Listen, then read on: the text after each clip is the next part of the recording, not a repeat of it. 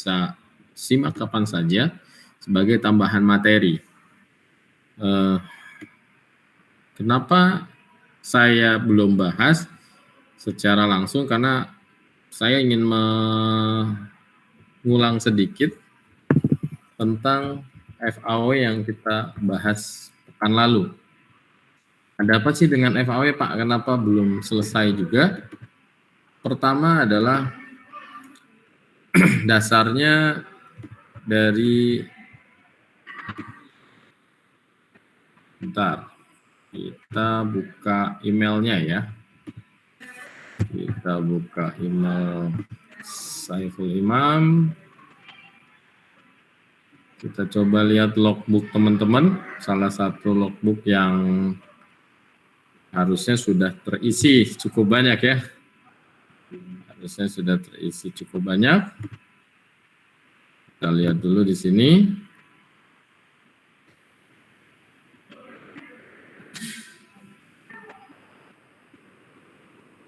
Oke, saya coba saya search Anggi dulu ya. Anggi.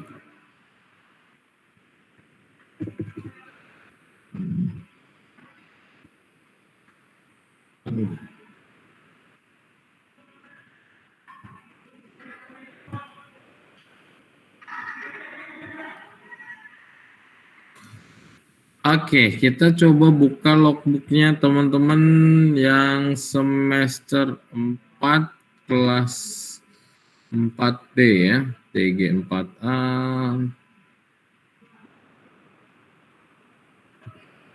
Logbooknya mana ya?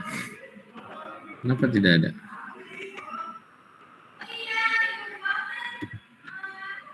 TG 4A, oh adanya yang A nih. Nggak apa-apa ya, saya buka yang 4A ya, karena 4B-nya saya nggak ketemu nih. 4A, logbook 4A. Oke, saya nemunya yang 4A, jadi saya buka yang 4A dulu saja. Ada di sini 4C. Saya coba buka yang 4A saja ya. Oke, teman-teman semuanya, suara saya bisa didengar ya, sempurna ya. Share screen saya juga bisa dilihat. Balik lagi ke project kita, project brand profile yang akan kalian lalui. Ini menjadi penting untuk dibahas kembali, terutama di bagian konten. Kalau saya lihat dari minggu 1 sampai dengan minggu ke-7, maka peran saya ada di 5, 6, dan 7. Ya, FAW. Nah, saya mau tanya nih teman-teman, sudah sampai mana progresnya yang 4B ini? Mungkin sama ya? Pembuatan sketsa, layout. Betul? Iya Pak, mirip-mirip. Mirip-mirip. Sama Pak. Sama ya, karena logbooknya ya sama gitu, dan tanggalnya juga kita ada di tanggal 16 ya Mas ya. Nah, mudah-mudahan tidak kosong. Kalau ini tanggal 6 di punya teman 4A masih kosong. Ada beberapa file yang di-upload juga di sini terkait dengan, kalau kita lihat kreatif brief-nya ada, kemudian dia sudah bikin mood board-nya juga ya. Nah, artinya ada tahapan yang sebentar lagi dilakukan. Ya, tahapan. Kalau dalam konsep desain kemarin FAW itu nomor berapa? Kalau di sini kan nomor 5 ya, Mas ya? Di sini nomor 5 nih, teman-teman bisa lihat. Pak, nomor 5, Pak, kalau di FAW itu. Betul. Ya, di FAW itu nomor 5. Berarti ada tahapan yang kalian lakukan dari nomor 1 sampai dengan nomor 3, sampai dengan nomor 3, atau sampai dengan nomor, ya sampai dengan nomor 3 lah. Ini sebenarnya kaidah di dalam sebuah desain untuk sampai kepada proses yang kita sebut ya. Jadi dalam pengembangan desain gitu, pengembangan produk desain. Sebentar. Ternyata laptop saya masih nyolok dengan adapter, jadi nggak bisa dioret-oret dulu. Pertama adalah struktur. Aduh, saya sebentar ya, tunggu sebentar. Mudah-mudahan sejenak bisa kembali normal nih aliran listriknya. Ini kekurangan laptop saya nih. Kalau habis nyolok itu nggak bisa dicoret-coret. Ya, belum sempurna. Jadi kalau kita lihat teman-teman, final artwork-nya itu di tahap kelima. Saya mau katakan, nanti poin untuk penilaian saya untuk mendukung UAS, karena ini adalah bagian dari UAS, ya, bagian dari ujian akhir semesternya, maka porsi saya adalah ketika pembuatan FAW ini, ya, pembuatan FAW. Outputnya apa Pak? Outputnya berarti yang teman-teman harus hasilkan adalah seperti yang ada di folder ini, yang sudah pernah saya bahas. Apa Pak isi foldernya? Foldernya adalah master file-nya di AI tentunya.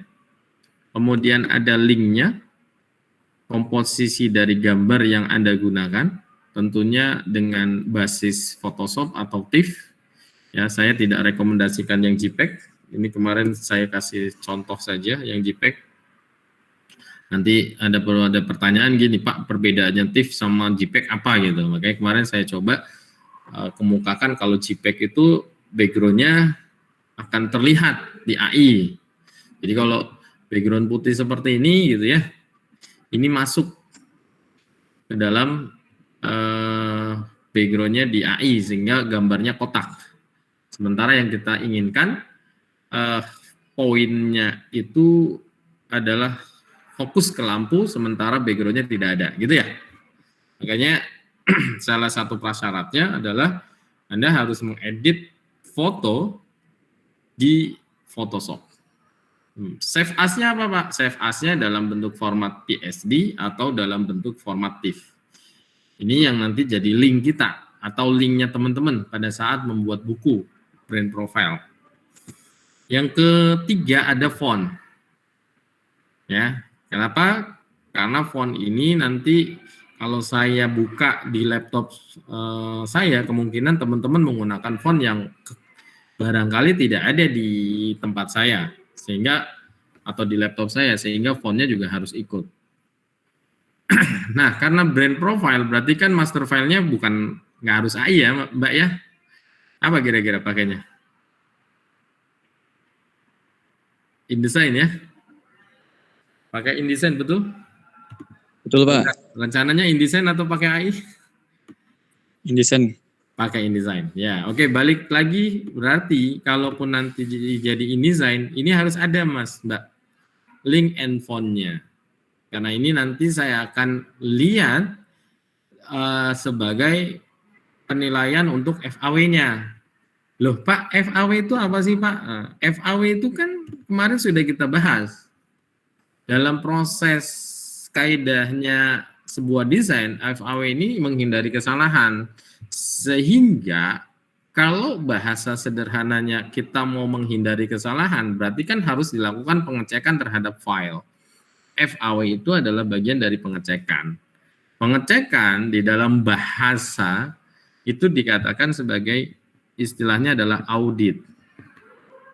Oh, ini bahasa kerennya gitu ya. Audit. Jadi file itu kita audit, Mbak, Mas.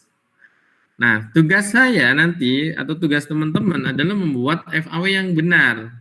Ketika FAW-nya sudah benar, maka tugas saya sebagai pembimbing atau dosen pengampu adalah melihat apakah FAW-nya sudah benar. Nah, makanya sekali lagi FAW itu adalah proses audit. Apa saja yang diaudit, berarti poinnya adalah 9 atau 10 ini. Paham kira-kira ya? Jadi ini yang nanti saya audit, bagaimanakah dimensinya, bagaimana elemen desainnya, ada yang hilang atau tidak, fontnya bisa kebaca atau tidak, ada bleed atau crop marknya enggak. Kemudian ada warna-warna yang beresiko, tadinya masih RGB, harusnya sudah CMY gitu ya. Ini nanti saya cek. Maka dari itu, file yang harus Anda siapkan adalah dalam bentuk format seperti ini. Sebelum ke tahap berikutnya. Jadi kalau saya tanya, apa itu FAW? FAW kaidahnya adalah untuk melakukan proses audit file gitu. Audit file desain Anda gitu. Sudah benar atau belum sehingga tidak terjadi kesalahan. Kalau dalam proses atau konteks desainer grafis, audit ini tentu tidak sekedar audit, tapi harus dilakukan proses yang namanya edit. Nah, paham ya sampai sini ya? Jadi ada proses auditnya, ada proses editnya, itu FAW namanya. Kalau saya, ranahnya adalah saya tidak akan melakukan proses edit, karena saya bukan bagian dari tim yang mengerjakan proyek. Saya adalah bagian assessment, penilaian. Jadi yang akan saya lakukan hanya menilai apakah FAW kamu sudah melalui rangkaian audit dan edit ini. Sehingga saya akan melihat dari sudut pandang audit saja. Audit poinnya cuma 2, yes atau no. Yes atau no-nya di poin mana? Di poin ini. Bagaimana dimensi artwork-nya? Benar nggak file yang kamu buat? Ukurannya sesuai nggak? Nah, kemudian bagaimana elemen desainnya? Ada nggak yang typo misalkan? Ada nggak yang missing link, nggak bisa dibuka? Ya, linknya ada nggak? Termasuk di dalamnya komponen-komponen, teks, warnanya, dan seterusnya. Sampai sini kira-kira bisa difahami? Jadi tugas saya ngapain? Tugas saya adalah melakukan penilaian terhadap FAW yang kamu sudah buat. Dengan cara apa? Dengan cara mengaudit FAW-nya. Yes, no. Dari mana Pak? Proses editnya tentunya dari file yang kamu sudah buat atau desain yang sudah kamu buat masih dalam bentuk soft file. Kira-kira ada pertanyaan sampai sini? Cukup? Halo? Bisa dipahami ya? Nanti komponen penilaiannya itu Mbak, untuk mata kuliah saya. Ya, pertama dari FAW-nya, nanti saya lihat. Makanya teman-teman, tolong nanti filenya disatukan. Ya, filenya disatukan dalam satu flash disk misalkan. Ini kelompoknya Ahnaf, ini kelompoknya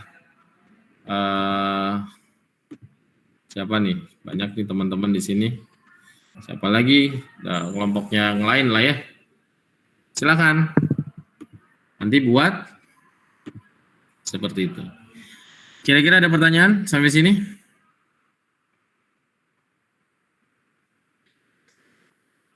Oh, Nadia left and Belum kayaknya Pak.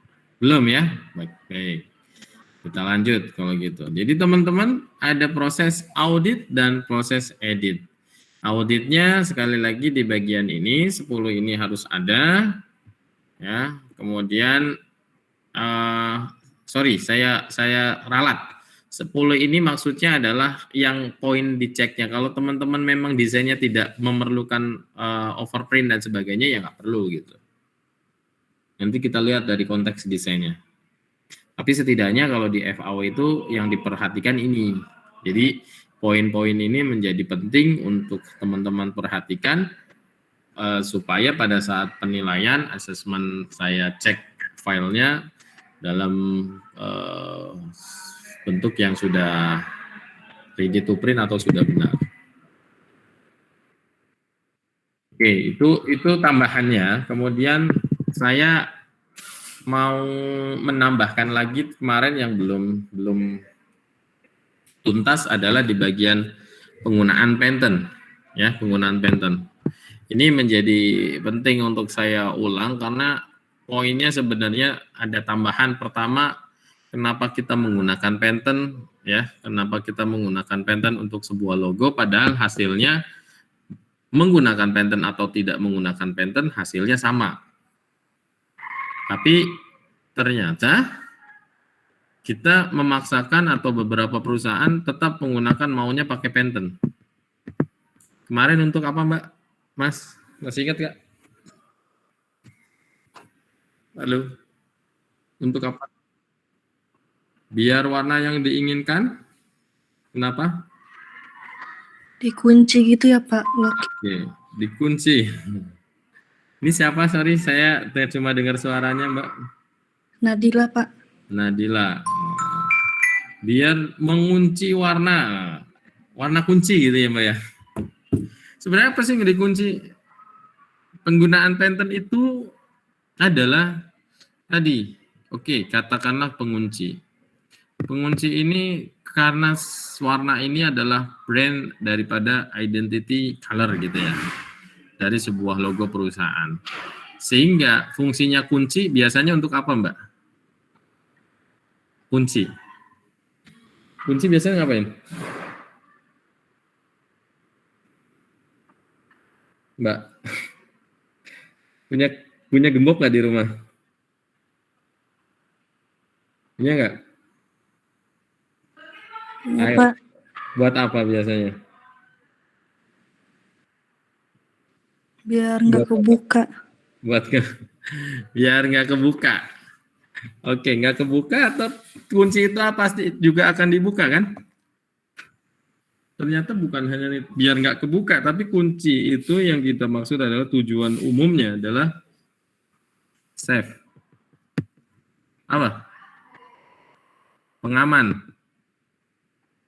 Security. Nah, ini Mbak sebenarnya poin. Security. Yes, security apa sih, Mbak? Security-nya adalah bahwa warna ini kalau saya lihat ini penggunaannya menggunakan warna Pantone, maka output daripada hasil cetaknya yang namanya Pantone itu single layer. Tahu single layer? Single layer itu adalah warnanya warna dari satu pigment color. Kalau dia merah berarti warna merah. Sementara yang di sini karena dia warna proses, maka merahnya adalah campuran dari yellow dengan magenta. Maka kemarin saya sudah jelaskan, yellow dengan magenta akan menyebabkan distorsi warna. Ketika yellow-nya lebih banyak akan menjadi orange, ketika magentanya lebih banyak maka terlalu merah tua gitu. Apalagi ada black-nya dan seterusnya. Sementara warna di sini merahnya adalah single. Jadi di sini bisa dijadikan pengunci ketika teman-teman mau mengatakan produk ini adalah palsu atau tidak, identifikasinya bisa dari titik rasternya. Saya kebetulan di sini ada, bentar, kita cek dulu. Lihat yang saya pegang? Lihat nggak?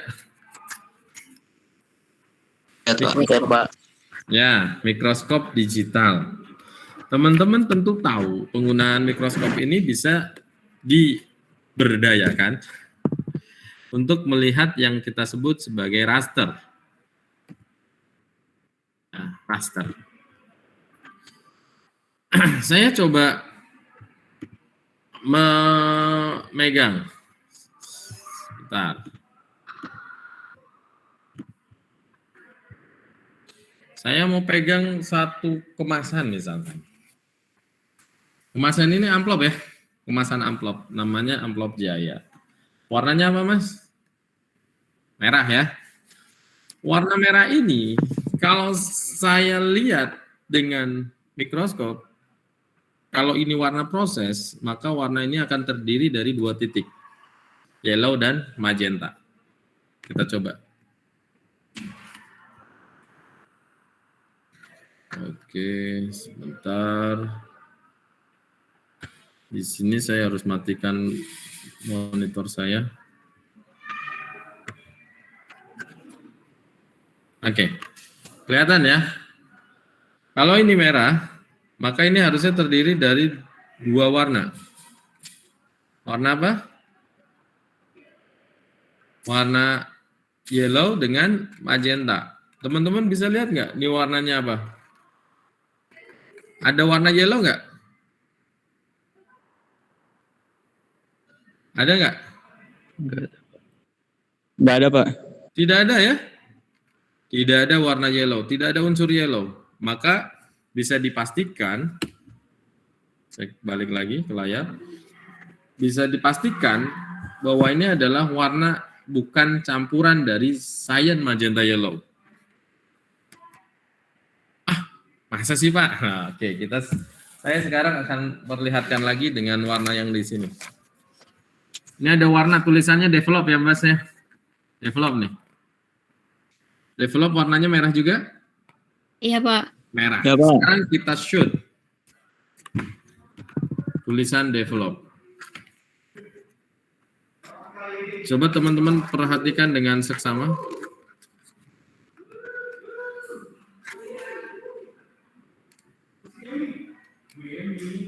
Ada nggak warna lain? Oke. Ada nggak? Ada ya? Nah, ternyata ada warna kuningnya, ada warna magentanya, karena memang merah ini adalah unsur warna dari magenta dengan yellow. Clear sampai sini? Ini bisa kamu simpulkan bahwa cetakan yang ada di sini, develop ini, dia menggunakan warna bukan warna spesial, tapi warna proses. Maka, balik lagi ke slide-nya, di sini bisa teman-teman lihat, inilah yang disebut dengan security, pengunci. Kalau saya mau melihat warna itu atau produk itu palsu, saya tidak perlu mencoba kacangnya. Karena rasa kacang bisa jadi yang palsu lebih enak. Bener nggak? Jangan-jangan yang palsu lebih enak daripada yang aslinya. Tapi dengan melihat atau mengidentifikasi penggunaan warna di dalam proses cetaknya, kita bisa tahu mana kemasan yang asli, mana kemasan yang palsu. Sehingga kemasan yang palsu itu pasti produknya adalah palsu juga. Ini yang kita sebut dengan pengunci, Mbak. Paham sampai sini? Oke, bagus. Terus yang kedua, fungsi sebagai konsistensi. Apa sih konsistensi? Konsistensi itu adalah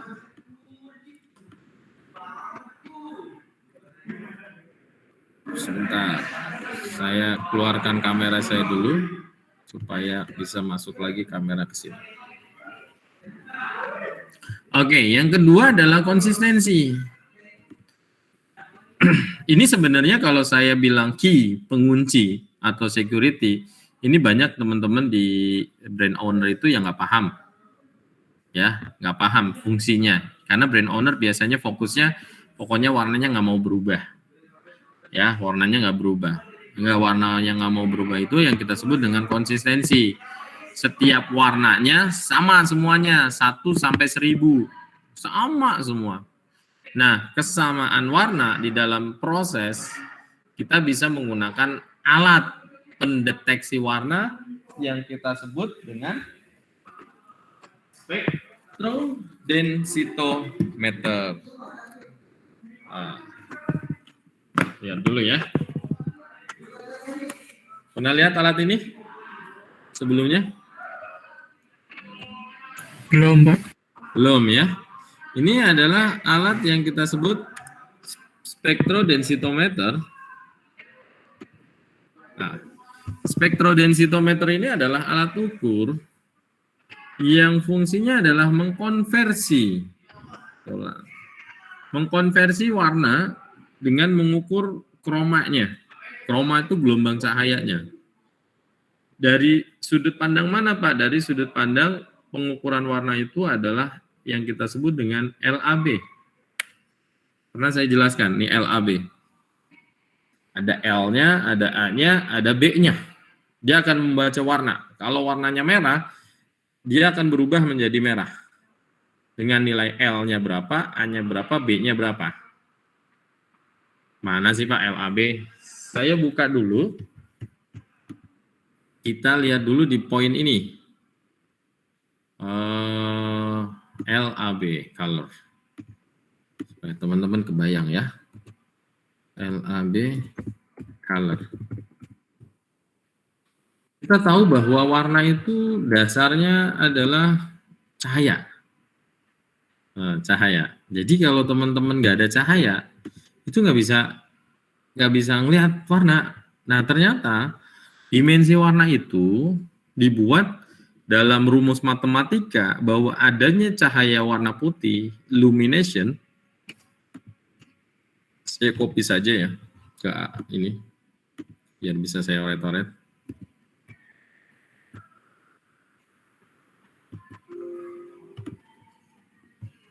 Saya masukin dulu ke sini. Oke.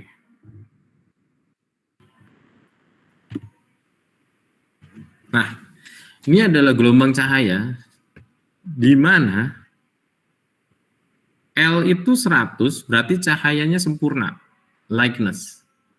Kalau L-nya 0, berarti warnanya gelap, black. Artinya, semakin gelap sebuah warna, nilai L-nya semakin kecil. Karena L-nya 0 berarti tidak ada cahaya, warnanya black. Kalau nggak ada cahaya, kira-kira kamu bisa lihat warna nggak? Nggak bisa. Pasti. Maka dari itu, model matematika warna itu dibentuk dalam kurva. Ya, sudut L ke bawah, source illumination, kemudian ada sudut B-nya, B itu dari B plus ke B minus atau B minus ke B plus, dari cahaya biru menuju ke kuning. Sementara warna A minus itu dari green ke merah. Maka ketika satu cahaya mendarat atau tinta masuk ke dalam sebuah permukaan kertas, dia akan menjadi warna ungu misalkan. Nah, ungu misalkan. Ungu kan di sini ya, violet. Maka nilai ungu ini adalah representatif dari besarnya cahaya yang mengenai warna ungu di sini, red. Di mana nilai L-nya itu akan sekian cahayanya, dan dia nilainya adalah A-nya pasti plus, karena ada di posisi A plus, sementara B-nya di posisi minus. Maka L-nya sekian, A plus-nya sekian, B-nya sekian. Makanya sudutnya disebut dengan LAB. Paham sampai sini? Oke, sekarang saya kasih contoh gini. Sebentar. Saya kasih contoh pengukurannya. Gimana Pak pengukurannya? Oke. Saya punya bendanya masih yang sama ya. Saya ambil tempat amplop ini lagi. Ini warnanya merah ya. Warna merah ini kita akan ukur. Di sini ada gelombang cahayanya, cahaya untuk menembaknya. Kalau saya tekan, teman-teman bisa lihat. Tuh. Ya, dia adalah L, illumination-nya. Jadi si warna ini kita tembak dengan cahaya, dan cahaya itu akan mengkonversi daripada sudut warnanya. Saya coba ya, saya coba. Begitu saya klik, kliknya tombol yang hijau. Oke, saya dekatkan dengan kameranya. Klik. Oke, saya tidak mengenai yang merah ternyata. Saya mengenai yang merah dulu. Saya kasih lihat. Bener nggak warnanya merah? Nggak kelihatan ya? Merah ya? Oke, kelihatan warna merah. Nah, di sini ada nilai L-nya, Mas. Tadi kita lihat dulu yang merah. Merah itu ada di mana? Merah itu ada di sini nih. Tuh, merahnya ada di sini. Berarti A-nya plus, B-nya minus. Kita cek ya angkanya. Kita cek angkanya, benar nggak A-nya di minus? A-nya plus, B-nya minus. Kita cek. Di sini ada tulisan angkanya adalah L-nya illumination-nya 39, ya 39. Kemudian A-nya 65, kemudian B-nya di plus 40. Wah, karena B-nya di plus 40, berarti kalau teman-teman bisa lihat, adanya di sini, B-nya plus. Plus berarti merahnya merah yang di sini. Ya, merah yang di sini. B-nya plus. Nah, karena kalau B-nya minus, adanya di wilayah biru. Oke. Jadi ini adalah contoh pengukuran dari warna. Dan ini yang nanti teman-teman gunakan pada saat teman-teman punya dua cetakan. Punya dua cetakan nih. Sorry. Punya dua cetakan, kemudian mau ditanya, ini logo alfanya dengan logo alfa yang di sini cetakan 1 dengan cetakan 2, kalau saya kasih nomor ini nomor cetakan, ini cetakan pertama dan ini cetakan kedua, ini sama nggak? Samanya menggunakan alat ukur. Jadi kita ukur warna merah di cetakan 1, warna merah di cetakan 2, nanti ada pembedanya. Pembedanya itu yang kita sebut dengan istilahnya delta E. Apa? Standar deviasi. Diferensiasi warna antara target 1 dengan hasil cetaknya di 2. Ini yang kita sebut adalah tahap yang ketiga. Yang kita sebut dengan warnanya presisi. Kalau tadi kan konsistensi yang kedua ya. Jadi kenapa harus diganti dengan Pantone? Pertama security key, betul. Yang kedua adalah dia berfungsi sebagai konsistensi. Konsistensi itu gini Mbak, kalau 1 sampai 1000 itu sama semua, berarti konsisten. Bisa jadi di cetakan yang menggunakan warna ini Mbak, ini juga 1 sampai 1000 itu warnanya sama, konsisten. Pertanyaannya, apakah warna yang konsisten di cetakan menggunakan sparasi dengan menggunakan Pantone warnanya sama? Nah, ini belum tentu. Ya, belum tentu sama.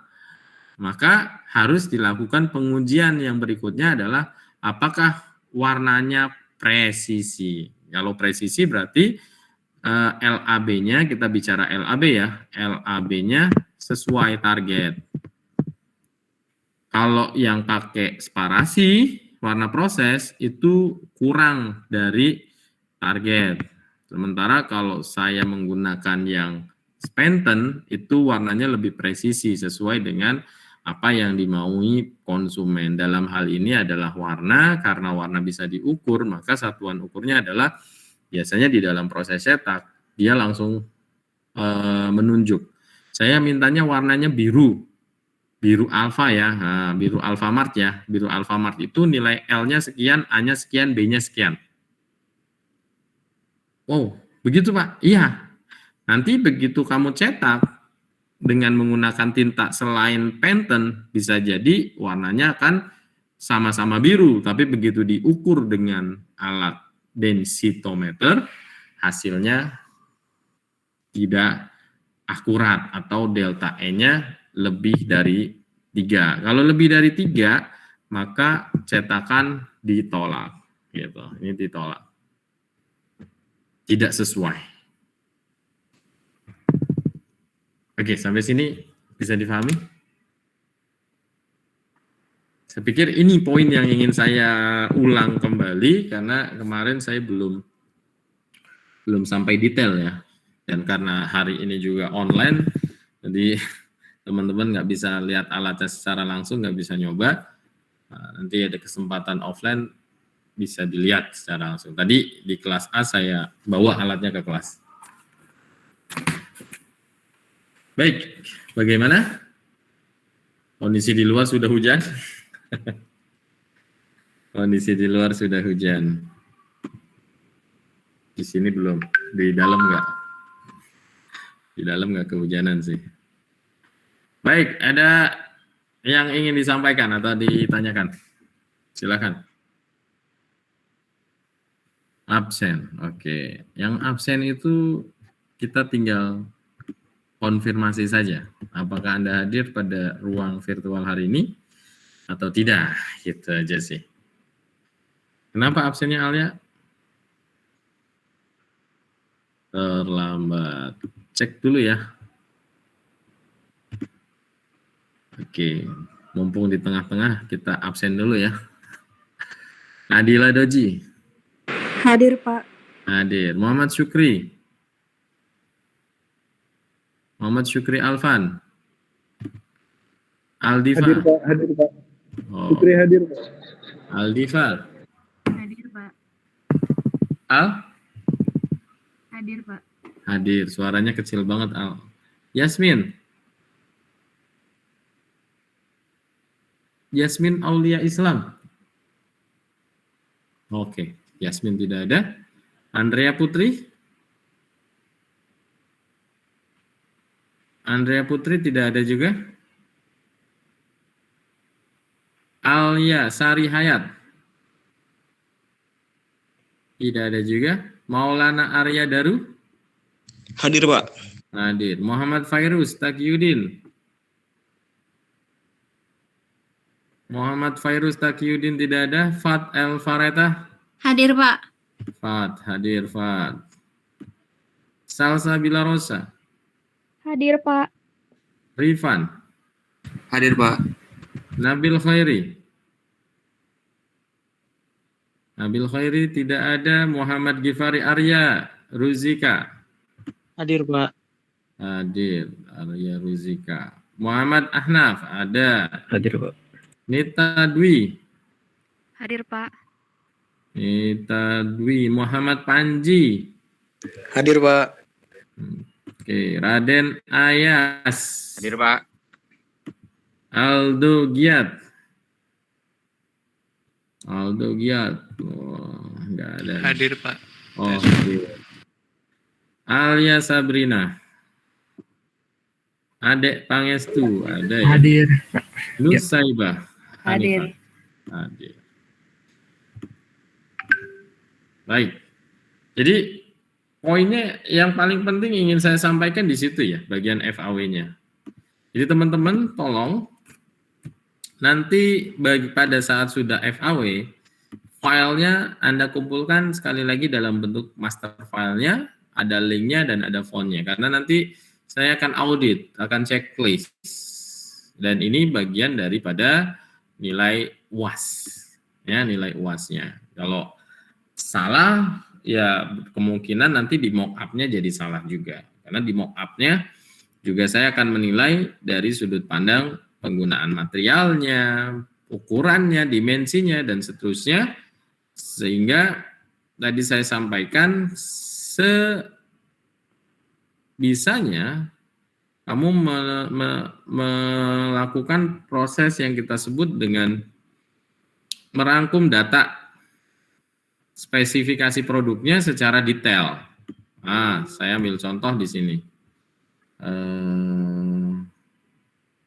Ini ya. Kalau ini contoh saja. Misalkan ini kamu yang mau dibikinkan buku. Berarti kalau buku, customer-nya siapa? Tulis. Nama cetakannya apa? Buku apa? Dan seterusnya, ukuran jadinya berapa? Kalau dia atau kamu bikin 21 kali 21, berarti ukuran terbukanya 42 kali 21 gitu. Ini ditulis. Kemudian ukuran kertasnya yang digunakan apa?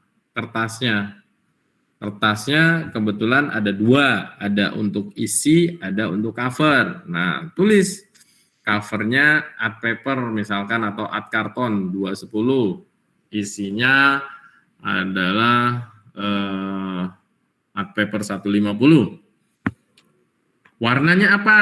Nah, warna ini juga penting. Kalau teman-teman 4/4 berarti cetakannya full color, sparasi. Bolak-balik 4 warna. Kalau cetakannya adalah covernya dibikin satu muka saja, satu sisi saja, berarti cetakan itu adalah 4/0. Ya, kenapa 4? Udahlah, teman-teman paham banget lah ya. Kemudian finishingnya juga dijelasin. Finishingnya saya menggunakan lipat, laminasi doff untuk covernya misalkan, dengan jahit kawat. Nah, ini contoh. Ini yang kita sebut dengan spesifikasi, termasuk kuantitinya. Nyetaknya berapa sih? Nyetaknya 1. Ya kalau nyetaknya 1 ya nanti dihitung biayanya berapa, seterusnya. Ya, nanti ketahuan kalau dari spesifikasi ini muncul. Paham kira-kira? Bisa ya? Kemudian yang tidak kalah penting adalah, tadi saya sampaikan juga, teman-teman dalam proses desain itu ada yang namanya struktur. Struktur itu adalah bentuk daripada produk yang belum ada kreatifnya. Nah, sketsa kalau di buku yang atau model yang kamu buat itu namanya sketsa. Bisa jadi kalian butuh struktur atau dummy yang dibentuk dalam material yang menggunakan material yang sebenarnya, kemudian belum ada cetakannya, belum ada tahap kreatifnya. Kita sebut dengan dummy polos. Ini juga penting teman-teman. Kalau teman-teman mau bikin dummy polosnya, ya silahkan ke kampus, minta kertasnya, kamu mau pakai kertas apa, representatif, menggunakan kertas yang ada di kampus, monggo. Ada Pak kertasnya? Ada. Seperti ini, saya contoh untuk PBL-nya TICK ya, karena TICK saya PBL-nya suruh bikin kemasan, mereka bikin ya kemasan polosnya seperti ini. Dari mana hasil kemasan bentuk polosnya seperti ini? Tentu dari yang kita sebut dengan technical drawing. Nah, technical drawing-nya teman-teman karena ini kemasan ya, jadi kita bicara technical drawing. Kalau teman-teman mungkin nggak perlu ada technical drawing-nya lah, tapi minimal ada, kalau mau dibuat mock up apa dummy polosnya, monggo. Karena itu sangat membantu. Nah, ini adalah technical drawing-nya. Mereka saya minta buat di kalkil. Ya. Ini yang kita sebut dengan struktur. Ya, struktur kemasan. Nah, jadi teman-teman yang mau apa kita sebutnya? Yang mau melakukan proses membuat buku, kamu mau bikin bukunya polos dulu tanpa ada warnanya, tanpa ada cetakannya, silahkan. Justru itu akan sangat membantu. Nanti ketika kamu melakukan imposisi, layout halamannya, kalian sudah punya bayangan. Oh, halaman ini isinya ini, halaman ini isinya ini, halaman ini isinya ini. Terutama karena buku, halamannya kan nggak boleh ganjil kan. Nah, itu penting juga. Kenapa pada akhirnya diperlukan pembuatan sketsa atau dummy polosnya. Paham ya? Jadi teman-teman ditunggu nih, kalau teman-teman mau bikin dummy polos, minta kertasnya, ya, art paper kah, atau kertas yang lain, silahkan. Ini contoh-contoh nih dummy polosnya nih, tapi dalam bentuk kemasan. Karena memang tugasnya yang TICK adalah membuat kemasan. Seperti ini. Ya, macam-macam lah. Contoh saja. Jadi teman-teman silahkan. Sampai sini sudah punya bayangan. Nah, silahkan diaktualisasikan. Ya, terutama nanti kalau di logbook kan ada bagian yang mock up nih. Kalau teman-teman lihat. Nih, ada mock-up designer, layout designer gitu ya. Kalau mock-up designer gini kan berarti kaitannya apa? Kaitannya mock-up, namanya mock-up itu belum tentu ada cetakannya.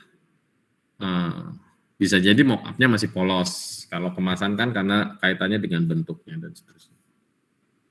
Baik, saya pikir ini saja yang perlu saya sampaikan. Tidak banyak, sisanya adalah materi yang ada di e-learning, tolong disimak dengan baik.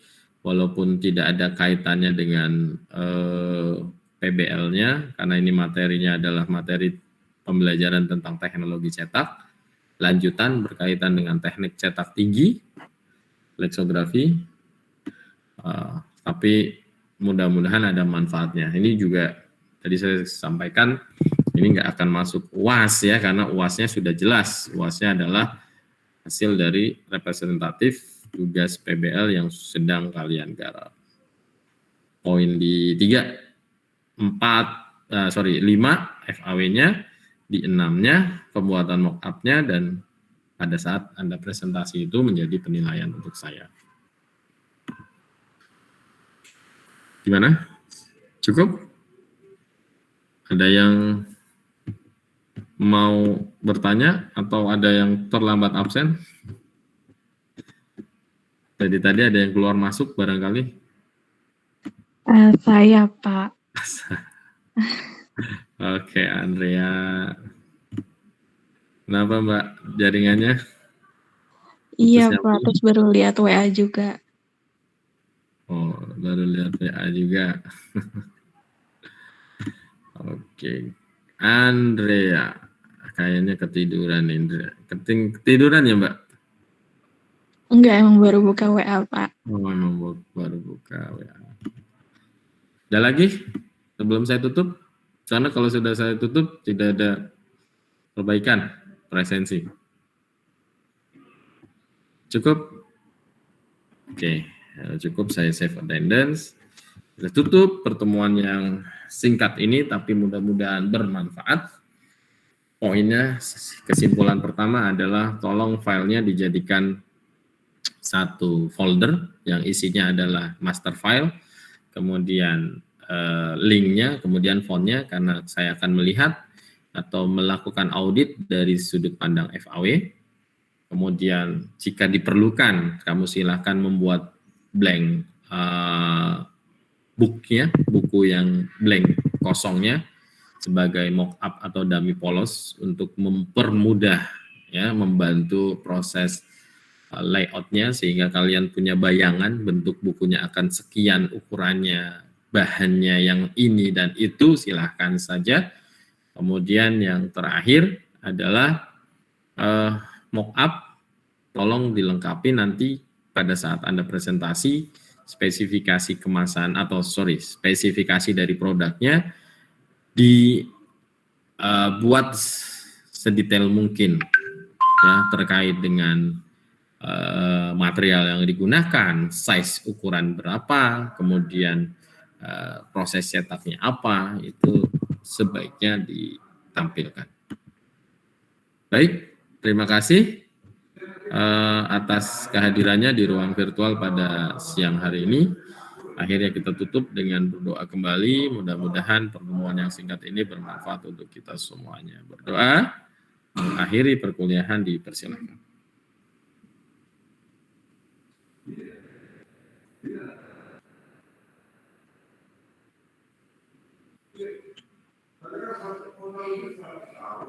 Berdoa selesai. Selamat sore.